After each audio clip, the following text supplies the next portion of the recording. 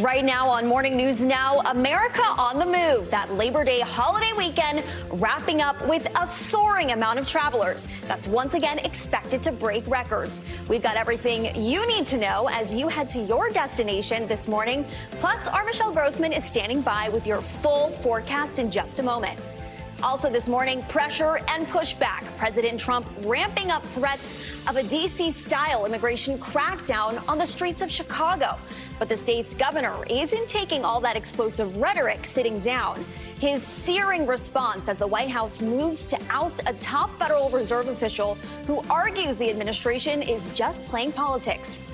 Plus, stunning staffing shakeups and mixed messages, putting some of the nation's top health agencies in turmoil this morning. Now, several former CDC directors who have worked for the administration on both sides of the aisle are making their voices heard over HHS Secretary Robert F. Kennedy Jr.'s leadership. More on that and what parents need to know about the latest vaccine guidance that's got many raising eyebrows as kids head back to school. And later in the hour, it's a center court phenomenon taking over New York as America's top women in tennis dominate this year's U.S. Open. But today, two greats gearing up for a high-profile rematch in Queens that's surely to have thousands of fans on the edge of their seats. Good morning, and thank you for starting off your Labor Day with us. I'm Maya Eaglin in for Joe and Savannah. We begin this morning with Labor Day travel rush. The number of travelers who are taking to the skies and roads is expected to be record-breaking. Tens of millions of passengers were expected to hit the airports as they head home from their last true weekend of summer fun. But severe weather has put a damper on travel for some, causing dozens of delays and flight interruptions. NBC News correspondent Marissa Parra is at Miami International Airport with the latest. Good morning. It might be bright and early here in Miami International, but the Labor Day rush is officially underway. The early time not stopping anyone from already starting to get in those lines. What you can't see on the other side of the camera is a 25-minute wait at the security line right next to us. So this is something that we're expecting to break records that we have not seen in years. TSA projecting to screen roughly 17.4 million passengers in total for the entire holiday stretch, which is from Thursday of last week to Wednesday of this week. Now, the weekend got off to a bit of a bumpy start. We, of course, saw the weather from the plains all the way to Florida that caused a lot of ground stops between airports in Texas and in Florida, which, of course, causes a domino effect through the airplane industry. You know that we, of course, see cancellations and delays in other pockets as a result of those ground stops and those delays. But we also saw some turbulence on Thursday that left 2 people hospitalized on a SkyWest flight to Austin. We also saw ground stops at Newark Airport that caused more than 300 delays. But when it comes to some good news here, guys, travel prices, the lowest they have also been in years. And we know traveling by car, the #1 method of travel. A couple things for you. Price at the pump, prices we have not seen since 2021, which could be another factor with these cheaper prices at the pump, cheaper hotel tickets, cheaper round trip tickets. This is probably another reason why we are seeing the travel numbers that we are. Back to you guys. All right, Marissa Parra, thank you so much. Let's take a look at what to expect as you make your way to home from your Labor Day destination and the rest of your week with your Morning News Now weather. Meteorologist Michelle Grossman joins us now. Good morning, Michelle. Good morning. So good to see you at the desk. And yes, we are going to see some travel spots or travel troubles today on this Labor Day. Not a widespread event, but we're looking at, Marissa kind of mentioned, some travel troubles in the Central Plains to the Southern Plains, parts of the Gulf into the state of Florida, and also the Tennessee Valley. So that's a hot spot of where we're going to see those slowdowns. We're also looking at extreme heat in the west, so late summer heat, temperatures 10, 25 degrees above what is typical for this time of year, into the 90s, into the triple digits. So it's going to be tough there, and that heat's going to stay in place all week long with little relief at night. It's the Ohio Valley, the Mid-Atlantic, the Northeast, really nice. We're looking at plenty of sunshine. Temperatures fall like in some some spots. So let's talk about those travel impacts on the roads first. We're looking at the south across the southern plains and also Florida for that isolated heavy rain. We're seeing this at this hour, and it's going to be a situation all Monday long. And then also looking at the plains, scattered storms there throughout the Tennessee Valley. We'll see some showers too. So where you see the green on that map, that's where we're anticipating the rain today. Travel impacts in terms of air travel, possible delays in Kansas City, in Dallas, Houston, in Atlanta, Orlando, and also Miami. We're going to see that heavy rain kind of slowing us down, but again, not expecting widespread problems. This is what it looks like right now on radar. You can see those darker colors, the reds, the oranges, the yellows. That's where we're looking at the heaviest rain falling, and we will see that throughout this Labor Day. As a result, we do have flood watches. Flood watches where you see the green, that includes parts of Texas, and that has been wet all weekend long. It's going to continue to be seeing some soakers as we go throughout the day. We have a stationary front that's kind of draped across the Gulf. The good news is we're going to see it move a little bit as we go throughout today, so not quite as heavy as what we saw over the weekend. Spotty showers today, isolated rain targeting the Central Plains, a few storms staying over Florida. We saw that on that travel map. And then as we go throughout tomorrow, a chance of rain returning to the northern tier once again. We'll see lingering rain dipping into the southeast, and because of that, 4 million are under flood alerts with that flood watch in place. Here's that rainfall forecast. Notice as we look towards the Great Lakes, too, we're anticipating some rain, but it's really parts of the south, the Tennessee Valley, where you see those yellows popping in, where we're anticipating the highest amounts of rain. Extreme heat in the west, we're talking from the northwest to the southwest, 25 million Americans across the west under heat alerts. We have heat advisories. That's where you see the orange, so places like Sacramento, Fresno, Los Angeles, and also an extreme heat watch. That's in that darker pink color. That goes in effect tomorrow and will last throughout Thursday as those temperatures rise into the 90s and then into the triple digits for some. But look at the difference in the middle of the country out to the east. We're looking at temperatures only in the 70s in some spots, below normal for this time of year. We're looking at Sioux Falls, just 75, 80 degrees today in St. Louis. Same story in the Mid-Atlantic, the Northeast mile. We're looking at temperatures only in the 80s, about 5 degrees below what is typical for this time of year. So a really nice beach day if you're headed to the Jersey Shore, if you're headed to the Long Island Sound, and then the Great Lakes looking really nice as well. Back to you. Yes, thank you, Michelle.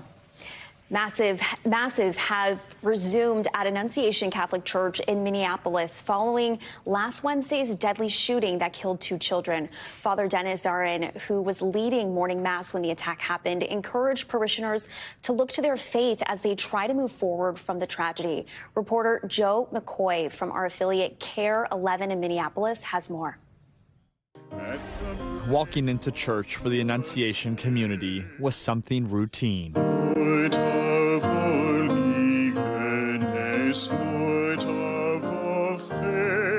But this mass, the first one since Wednesday's tragic shooting, is anything but routine. It's clear to all of us here at Annunciation that we will be sitting in a different pew for a long time to come. Annunciation's pastor, Father Dennis Zarin, was also presiding over Wednesday's Mass when the shooting occurred. It was loud, it just kept coming, and my first instinct was just to rush towards where the bullets were coming from. If I could have got between those bullets and the kids,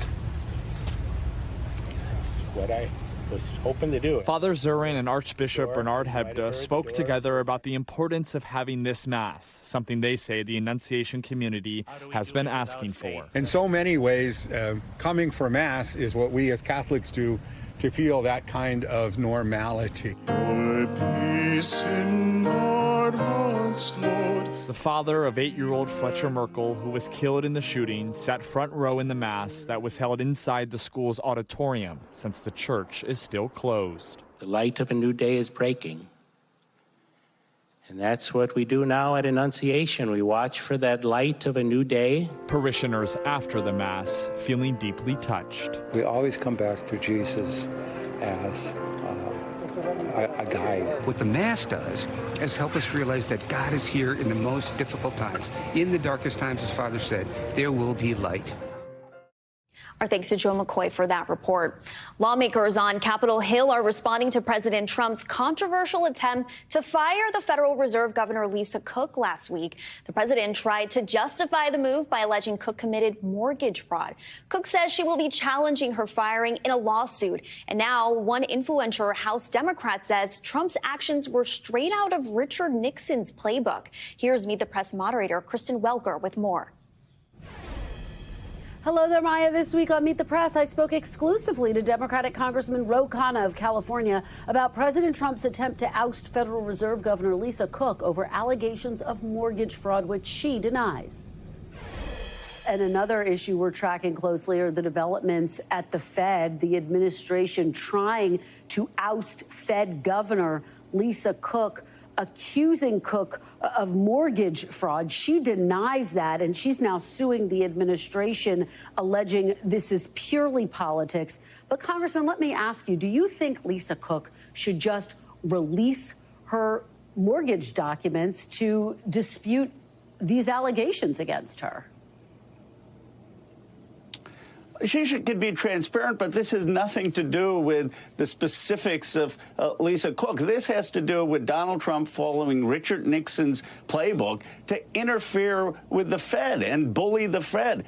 The irony is that it's his own policies that have created the situation. If he just repealed the blanket tariffs, he wouldn't be putting the inflationary pressure that exists, and the Fed would be able to cut rates. But instead of listening to every economic advisor who has said don't just have these blanket tariffs, he's insisting on blanket tariffs that's putting inflationary pressure and leaving the Fed in a no-win situation. Well, given that argument, do you think Lisa Cook should just release her mortgage documents to put these allegations to rest? Would you advise her to do that?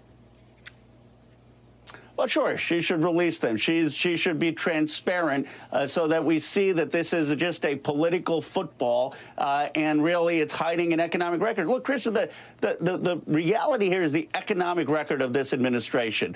When President Trump took office, consumer confidence was strong. It has tanked for 7 straight months. Farm closures have doubled. Manufacturing was expanding when he took office. It has gone down every single month. Unemployment for young people, almost 11% for recent college graduates. This is a record of economic failure, and the reason it is failing is because of blanket tariffs, because of mass deportation, including immigrants who are paying taxes, and because of interference with the Fed and expertise. It's time for a new economic direction. You can see my full interview and a whole lot more at MeetThePress.com. You can also get more at Meet the Press right here on NBC News Now every weekday at 4 p.m. Kristen, thank you. The Trump administration is also facing 2 major legal setbacks this morning, one on immigration and the other on trade. Our NBC senior White House correspondent Gabe Gutierrez is at the White House with the latest. Maya, good morning. It's another legal setback for the White House, but one that it plans to fight. And it all comes as the administration plans to expand its crackdown on illegal immigration in another major U.S. city. This morning, President Trump facing new pushback to his immigration policies. Over the weekend, a federal judge temporarily blocking the swift deportation of unaccompanied Guatemalan children who crossed the border illegally. The showdown coming just as some of those children were due to be deported, sitting in planes on a tarmac in Texas as the legal battle played out. Some later seen deplaning. Overnight, the Trump administration saying all the children from the planes would be returned to government custody. The Justice Department arguing the deportation policy is necessary for border security and that the kids were meant to be reunited with family in Guatemala. Immigrant advocates calling the court's new ruling a life-saving protection for children fleeing violence. So to all of a sudden snatch hundreds of children in the middle of the night and put them on planes is just unconscionable. All part of the president's larger immigration push, which he's now looking to expand while he mulls sending federal troops into another Democratic-run state. 2 federal law enforcement officials tell NBC News that ICE, Border Patrol, and other federal agencies plan to increase manpower and scale up operations to arrest undocumented immigrants in Chicago as early as this week. Chicago's coming along with every other sanctuary city. But Chicago's mayor signing an executive order saying police will not collaborate with the military on police patrols or immigration enforcement. The president has also been slamming crime in Chicago, hinting that he would like to send in troops, as he's done in Washington, D.C. I'm willing to go to Chicago, which is a big trouble. And engaging in a war of words with Illinois' governor. We don't want troops on the streets of American cities. Right. That's un-American. Stephen Miller, a White House Deputy Chief of Staff who is the architect of the president's illegal immigration crackdown, blamed the Biden administration for children being in the U.S. without their parents, saying they were orphaned in America. He added that a Democrat judge is refusing to let them reunify with their parents. Maya? Kate Gutierrez, thank you. Former New York Mayor Rudy Giuliani is recovering in the hospital following a serious car accident. His spokesperson said his vehicle was struck from behind as he was traveling on a highway in New Hampshire on Saturday. The 81-year-old was taken to a trauma center to be treated for a fractured spine and other injuries. Before the accident, Giuliani was said to be assisting a victim of domestic violence who flagged him down. Giuliani contacted the police for the victim and left once they arrived. His vehicle was hit shortly after he pulled onto the highway. Much more to come on this hour of Morning News Now. A little later, we'll take you to China, where Russia's Vladimir Putin is going face-to-face with President Xi and India's PM Modi. More on their agenda and where issues like Ukraine and America's tariffs fit into the conversation.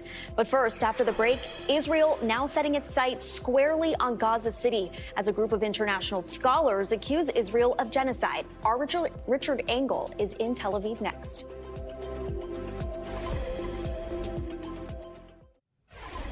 Welcome back. The world's leading association of genocide scholars says Israel is committing genocide in Gaza. The 500-member International Association of Genocide Scholars passed the resolution this morning, saying the legal criteria has now been met.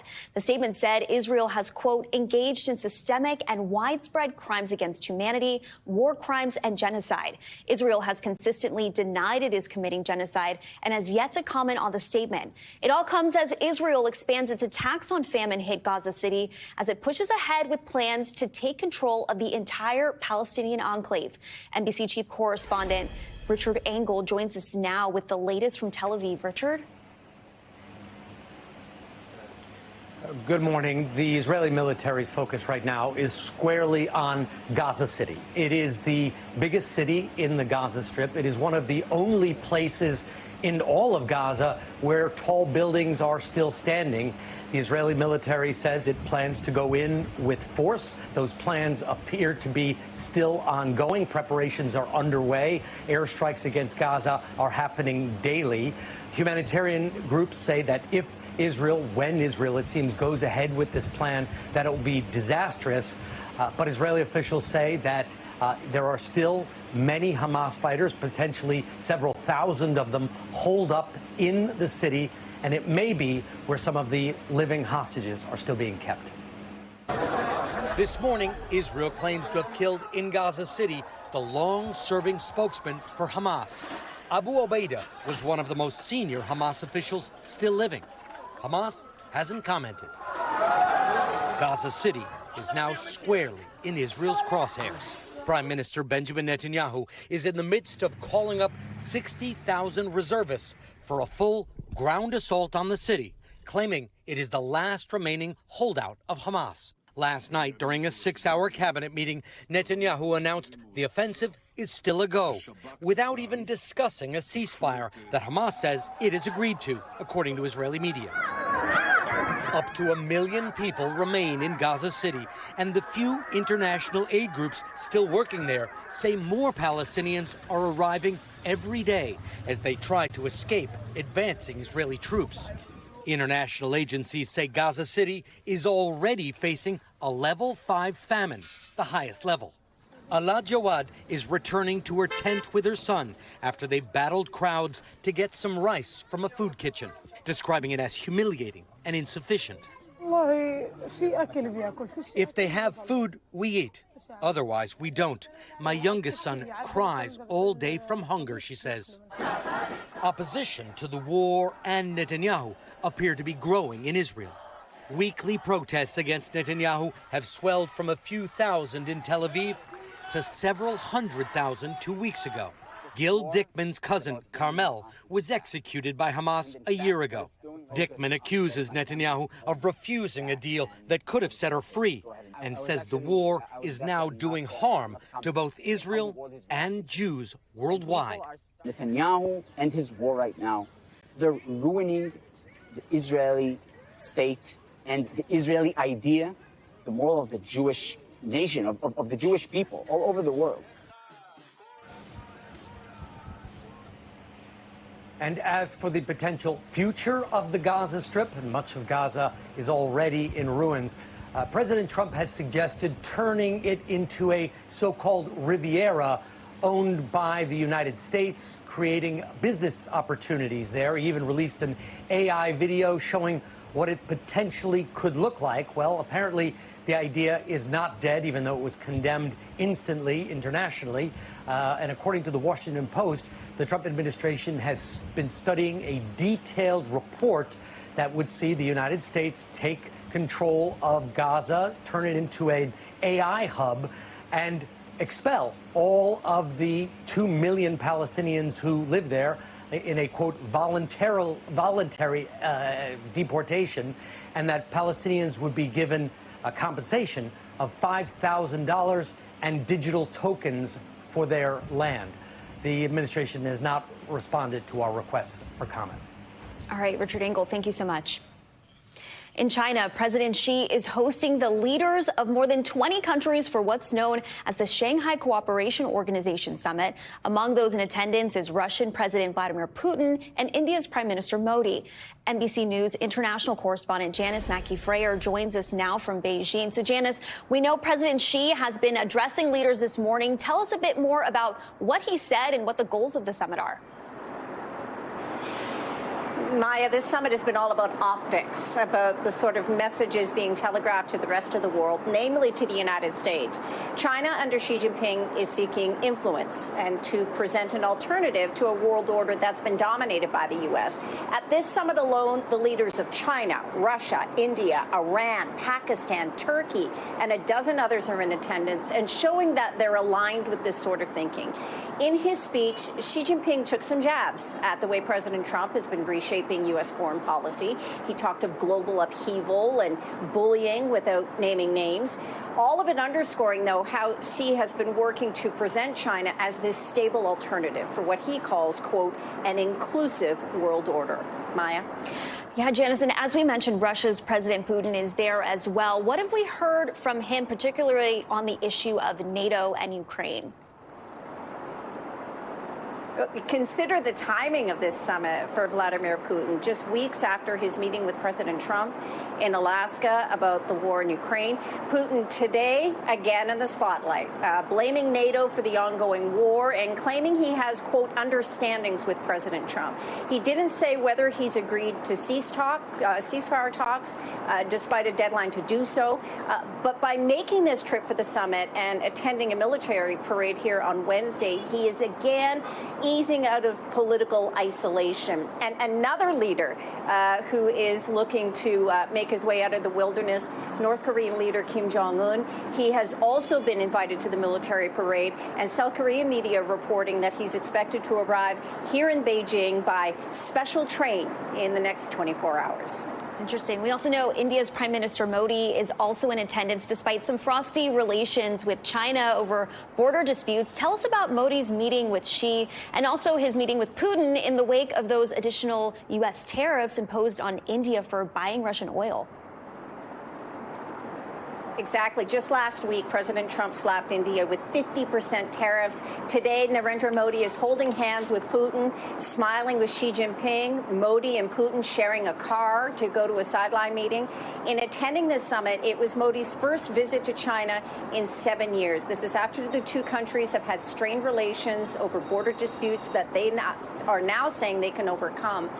This summit didn't need to deliver headlines or big deals because it's so heavy on symbolism. The message being that the leaders gathered here may have differences among them, but they are united in saying to the U.S. and to the West that they are not without friends. Maya. All right, Janice Mackey-Frayer, thank you so much. Developing news now out of eastern Afghanistan this morning. Taliban officials say a deadly earthquake hit the country, taking hundreds of lives. NBC News international correspondent Claudia Lavanga joins us live with more details and other world news in 60 seconds. Good morning, Claudia.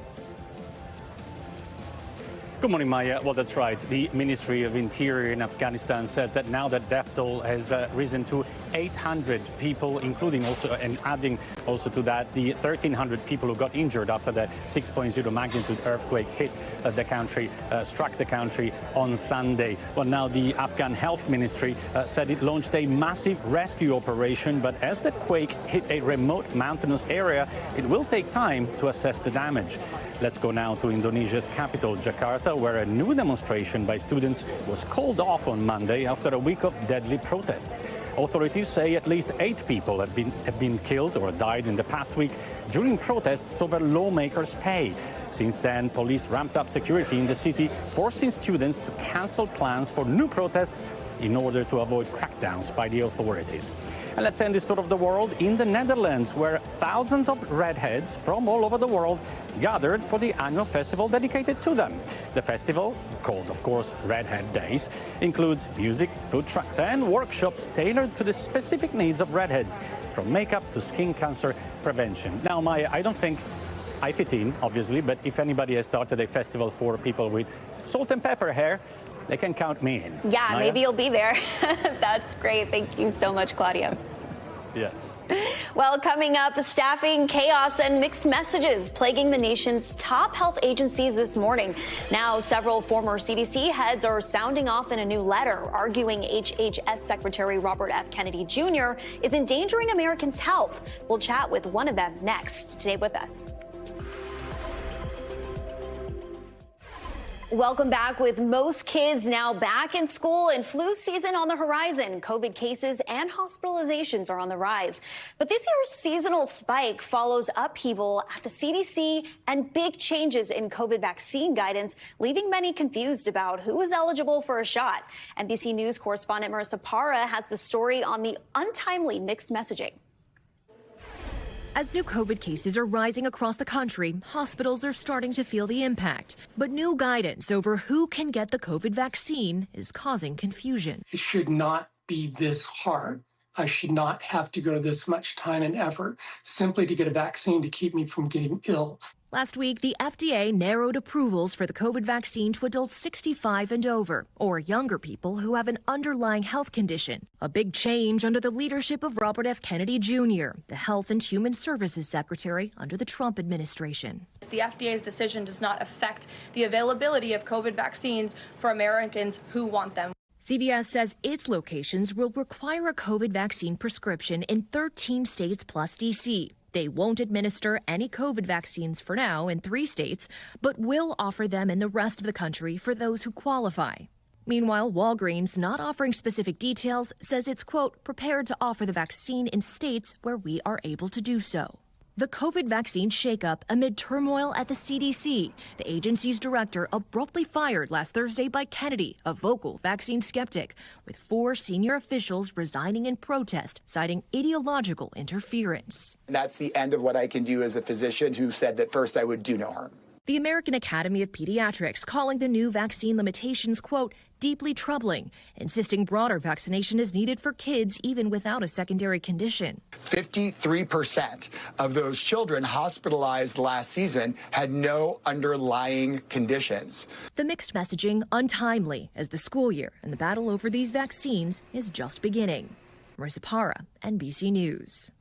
Marissa, thank you. We're sticking with health news and looking at more of the turmoil at the CDC this morning. 9 former directors from both Republican and Democratic administrations are speaking out in a new op-ed. They warn that recent decisions by Health and Human Services Secretary Robert F. Kennedy Jr. are undermining public health and putting Americans at risk. Joining us now is one of those authors, former acting CDC Director Dr. Richard Besser. Dr. Besser, good morning.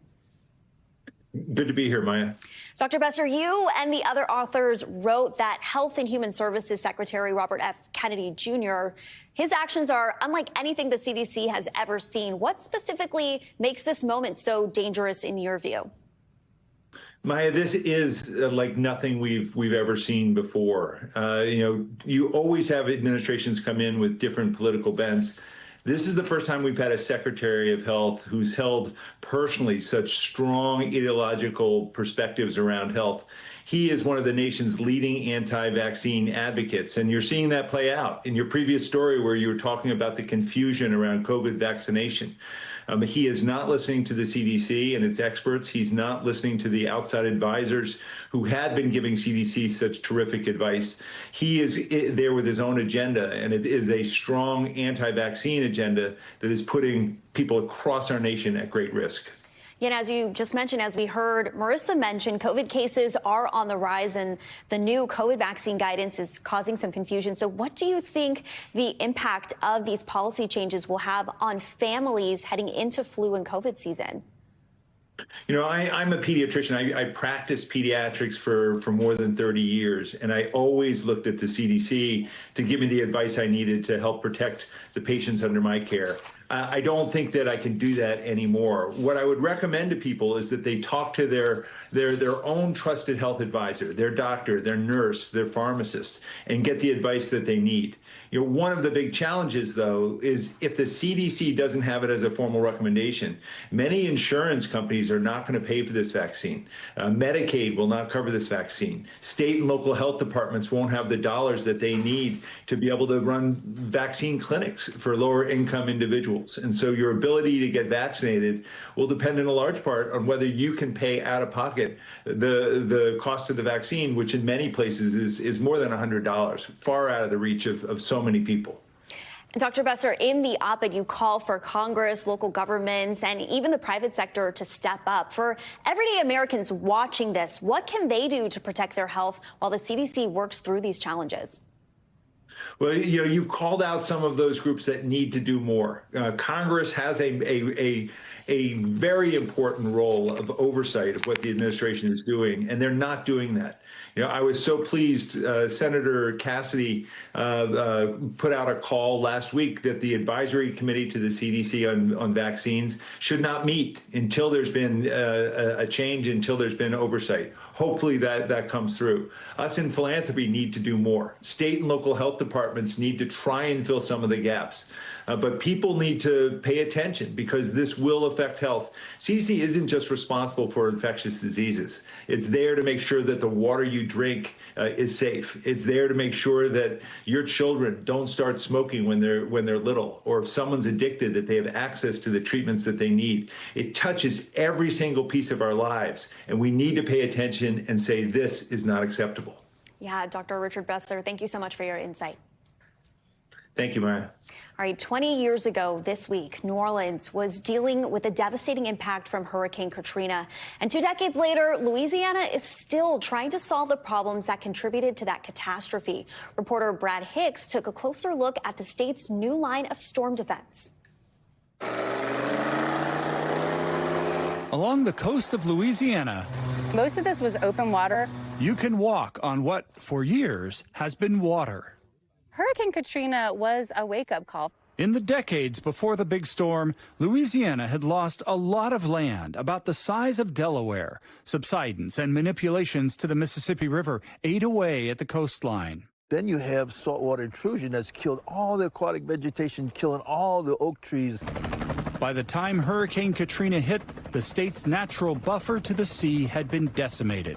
The storm surge funneled unchecked through a shipping channel built 50 years before. So really, Hurricane Katrina exposed that vulnerability. In that channel, a welded cross now honors the victims, and a nearly 2-mile-long wall protects the city. But even the arsenal of concrete and steel built since the storm cannot do the job alone. Rebuilding that natural buffer in front of the levees is really important for helping protect the city. These piles of mud are part of the solution. Louisiana is creating 2,700 acres of new land, the biggest project like this in state history. We have to think big because that matches the size and scale of the challenges. Mud dredged from the bottom forms the footprints for these new wetlands. The natural buffers will slow storm surges before they reach the levee system. But they also do something steel and concrete cannot. They create opportunity, habitat, and healing.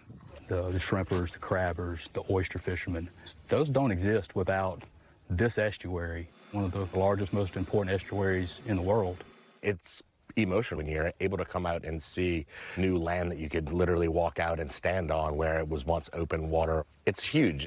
In southern Louisiana, Brad Hicks reporting. We're back with dramatic dash cam video out of Michigan. Police officers deployed a grappler device to stop and ultimately disable a stolen vehicle last week. That chaotic moment when the device ripped out a part of the car was all caught on camera. Reporter J. Scott Smith from our affiliate station WDIV has the details. This is almost like something that you see out of the movies. Yeah, it happened again. This dash cam video shows Livonia police putting it into a car chase with a tool called the grappler, this time on I-96 and Farmington Road on Thursday evening. You know, the traditional methods of pursuit termination techniques are the pit maneuver, where you're spinning the vehicle out. You know, it's kind of not sure where the vehicle's going. The grappler is a net that wraps around a fleeing car's back tires, locking them in place. The long tether that's attached to the patrol car, which is similar to Spider-Man's web, dragging the fleeing car to a sudden stop. It's considered a much safer way to end a police chase. You know, you have officers on foot that are throwing stop sticks in front of cars that are going 80 miles an hour. This is all, you know, compacted within the vehicle. In this case, Michigan State troopers spotted a stolen Chevrolet Cruze in Detroit and followed it into Livonia on I-96. Livonia police joined the pursuit, and when they got close enough, they deployed the grappler, which is mounted inside of the ram bar of a police SUV, stopping the car in its tracks. After being caught, the car attempts to drive off 3 different times, but the grappler held the car in place. The car tried a 4th time to pull off, but that didn't end well. It's brought the pursuits down, the high-speed pursuits down to, you know, a stopping, and they can't move any further. And by the time the officers are up in the car, they have no idea what just happened. All right, in Australia, a competition is testing the limits of solar power through futuristic race car designs. Competitors in the Bridgestone World Solar Challenge built vehicles which travel nearly 2,000 miles across the vast Australian outback using energy from the sun. NBC News business and data correspondent Brian Chung has more. The wind and sun joining forces, powering these futuristic cars, topped with new wind-catching fins, whizzing past real cars on real roads through the vast Australian outback. The Bridgestone World Solar Challenge, bringing 34 teams from 18 different countries to race, cutting right through the massive Australian continent from Darwin in the north, nearly 2,000 miles south to Adelaide. Organizers are hoping the tech emerging from the race will one day be parked in your driveway. Innovation challenges like this are historically a really important way to push the bleeding edges of technology sets. The Brunel Solar team from the Netherlands cruising like a sailboat, their car fitted with 2 movable fins to navigate the strong desert crosswinds. The team previously tested the fins, finding the tech reduce drag on the car, allowing it to hit higher speeds while conserving energy. A fin uses crosswinds to generate lift, and the lift points forward, so it creates an extra force forward, which makes sure that our car is more efficient and can cut through the air. Another challenge, making our cars more environmentally sustainable. It's important to improve the cars we've got because for about 100 years we really haven't upgraded them. Testing the limits of scientific minds while navigating the harsh environment of the Australian outback. We put ourselves to the test. That week is fraught with challenges, lack of sleep, and a lot of grit and determination. This year's winner, Team Brunel. Their aerodynamic solar-powered car finished the race in just under 35 hours. It feels back to rise back from the ashes. It comes back stronger every time. And yeah, we drove a record time today in Adelaide, so I'm really glad. The U.S. team from the University of Michigan finishing in 7th with its car Millennium. Still celebrating the challenge with a traditional Australian shoey at the finish line. It was definitely a more challenging day than normal with lots of intermittent clouds and then a pretty intense rainstorm that we had to cope with. But that's solar racing. We couldn't have asked for a more exciting day. An epic challenge to the grueling Australian outback, testing the limits of tomorrow's technology. Brian Chung, NBC News. Super cool story, Brian. Thank you. Well, coming up, if you're feeling lucky on this Labor Day, we've got just the ticket to scratch $1 billion itch. Powerball fever is sweeping the nation once again, but how much cash would really go into your pocket if you strike gold on one of the largest jackpots ever? We're running the numbers next.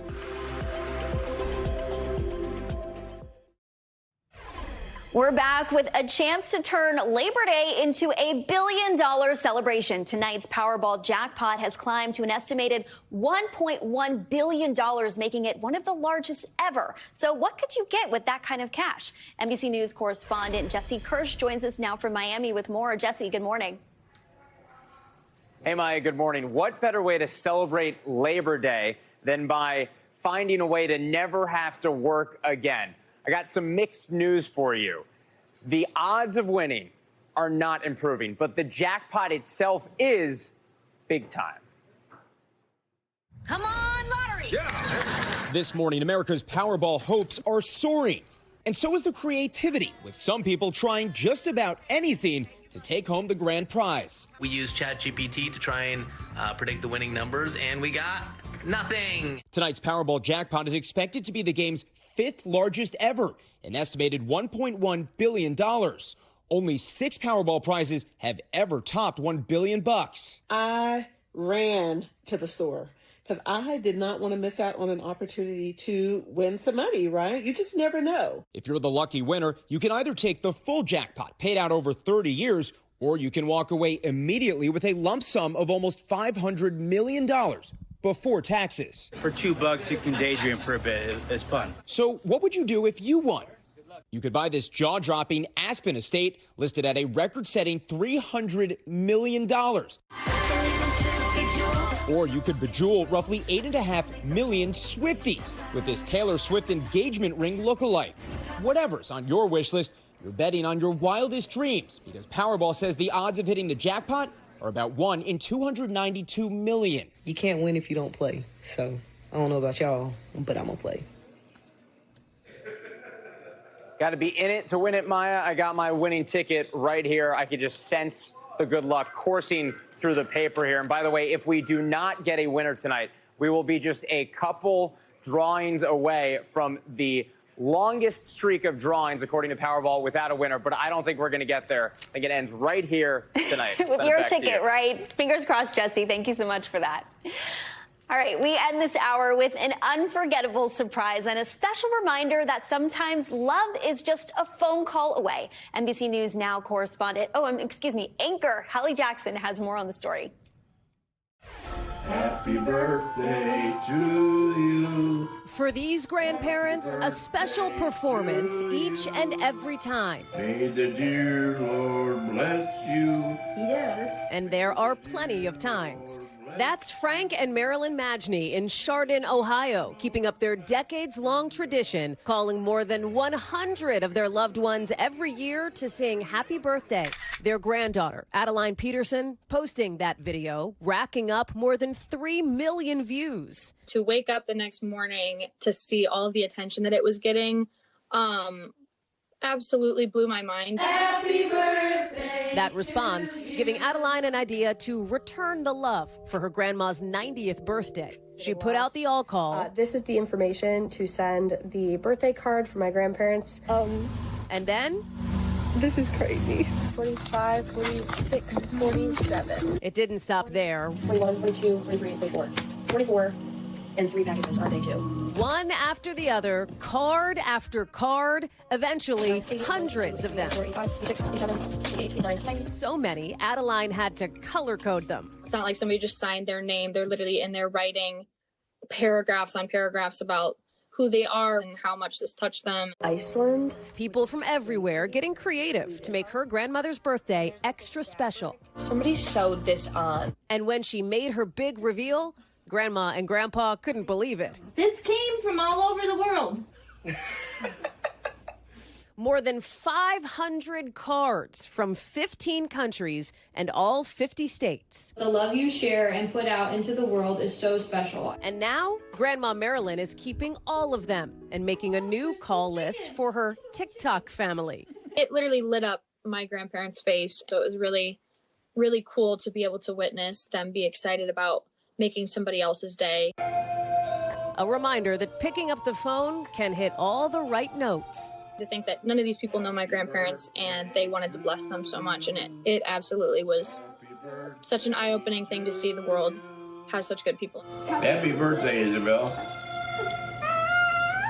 God bless you. Hallie Jackson, NBC News. Thank you, Hallie Jackson, for that. That does it for this hour of Morning News Now. The news continues right now. We thank you for watching, and remember, stay updated on breaking news and top stories on the NBC News app or watch live on our YouTube channel.